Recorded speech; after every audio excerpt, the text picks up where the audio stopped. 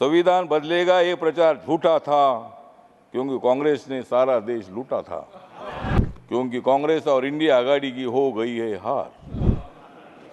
मोदी जी प्रधानमंत्री बनेंगे बार बार बार। राहुल गांधी का प्रधानमंत्री बनने का सपना 4 जून को टूटा था। माननीय मोदी जी ने दिया है 80 करोड़ गरीबों को रेशन। माननीय मोदी श्री रामदास अठावले।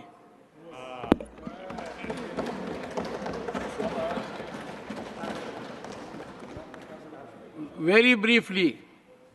सभापति महोदय,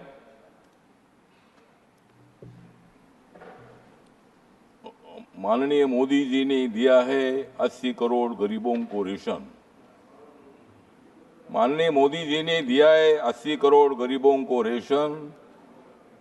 इसलिए माननीय राष्ट्रपति जी का बहुत ही अच्छा था अभिभाषण।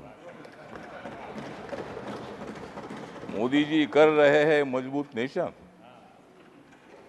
मोदी जी कर रहे हैं मजबूत नेशन, इसलिए मैं यह दे रहा हूं आपके सामने मेरा भाषण।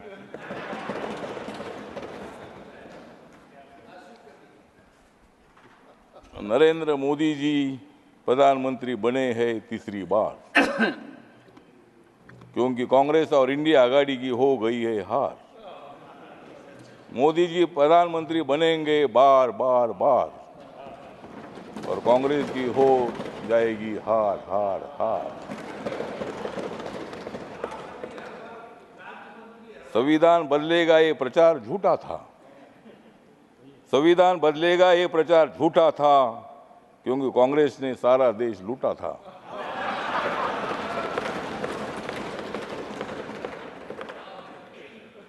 राहुल गांधी का प्रधानमंत्री बनने का सपना 4 जून को टूटा था। राहुल गांधी का प्रधानमंत्री बनने का 4 जून को सपना टूटा था।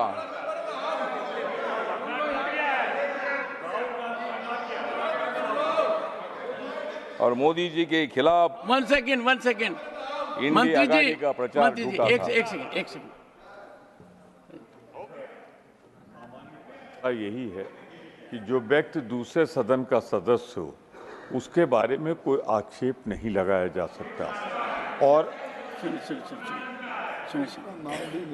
उसका आक्षेप नहीं लगाया जा सकता, उसकी चर्चा नहीं हो सकती, क्योंकि वो अपनी बात की सफाई देने के लिए यहाँ पे मौजूद नहीं है। तो मेरा विनम्र निवेदन है कि नाम चूंकि राहुल गांधी जी का लिया है तो उसे कार्रवाई से निकालें। Honourable minister, please avoid. Please take your seat. Yes. हाँ बोलिए सर। हाँ तो सर जी, मैंने इतना ही बोला था कि सपना थोड़ा आदमी का होता है। ऑनरेबल मिनिस्टर चाहिए, सपने में जीना ही अपना काम ही है। ऑनरेबल मिनिस्टर, और इसीलिए मतलब हम इतना ही बताना चाहते हैं कि संविधान के संबंध में बहुत बड़ा ब्लैकमेल करने का काम किया था, जनता में फूट पैदा करने का काम किया था। जिन लोगों को जेल में डाला था ये सब लोग एक साथ आए थे। हमारे संजय जी है, संजय जी, हमने आपको जेल में नहीं डाला था। नहीं, हमने नहीं डाला था, ईडी ने डाला था। आपके बारे में आदर है। अन्ना हजारे जी हमारे महाराष्ट्र से आते हैं। अन्ना हजारे साहब के साथ मेरे संबंध बहुत अच्छे हैं। अरविंद केजरीवाल जी उनके आंदोलन से आगे आए हैं और भ्रष्टाचार के खिलाफ आपने आवाज उठाई है। आम आदमी पार्टी है, आप पार्टी है, आपने काम अच्छा किया था, लेकिन थोड़ी गड़बड़ हो गई, इसीलिए ऐसा हो गया। अब तो इसीलिए ठीक बात है। तो इसीलिए हमारा कहना इतना ही है कि संविधान के बारे में बाबा साहब अम्बेडकर जी ने संविधान लिखा है।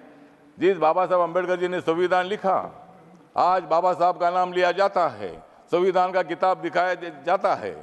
लेकिन मैं इतना बताना चाहता हूं, ये कांग्रेस पार्टी ने बाबा साहब को 2 बार हराया था।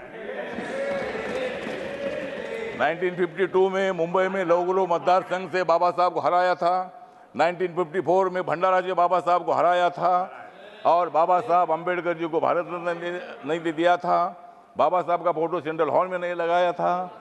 और आज बाबा साहब की बात करते हैं। आज आप संविधान दिखाते हैं, संविधान दिखाओ, लेकिन संविधान के जैसा आपको बर्ताव करने की आवश्यकता है। और इसीलिए संविधान कोई बदल नहीं सकता है। नरेंद्र मोदी जी माथा टेकर शपथ लेते हैं।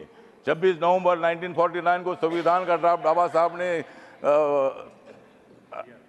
दे दिया था, तो वो दिन मोदी जी संविधान दिन मनाते हैं और आप बोलते हैं कि भाई संविधान बदलेंगे।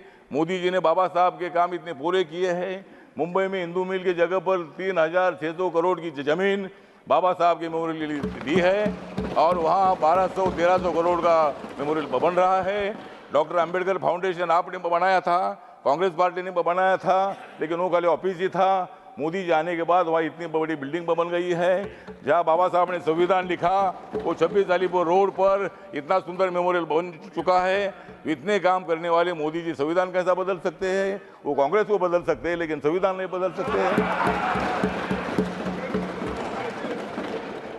तो संविधान बदलना इतनी मामूली काम नहीं है और उसमें अमेंडमेंट करना इसका मतलब संविधान बदलना नहीं है। बाबा साहब अंबेडकर जी ने संविधान सभा ने ही अमेंडमेंट करने का अधिकार पार्लियामेंट को दे दिया है और जब भी मतलब नया कानून बनाना होता है, पुराने कानून में कोई मतलब अमेंडमेंट होती है, वो अधिकार पूरा अपने को होता है। और इसीलिए मुझे लगता है वो संविधान बदलना ऐसा नहीं बोलते हैं, लेकिन आप लोग इसी तरह का खाम प्रचार कर रहे हैं।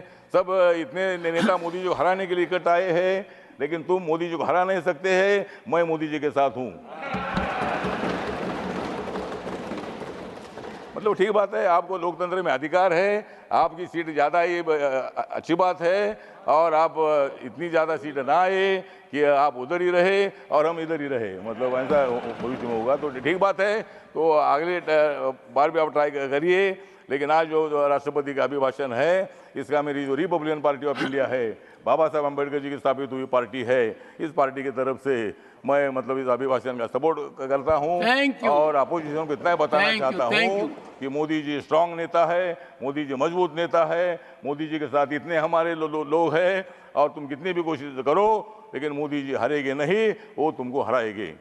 Thank you. श्री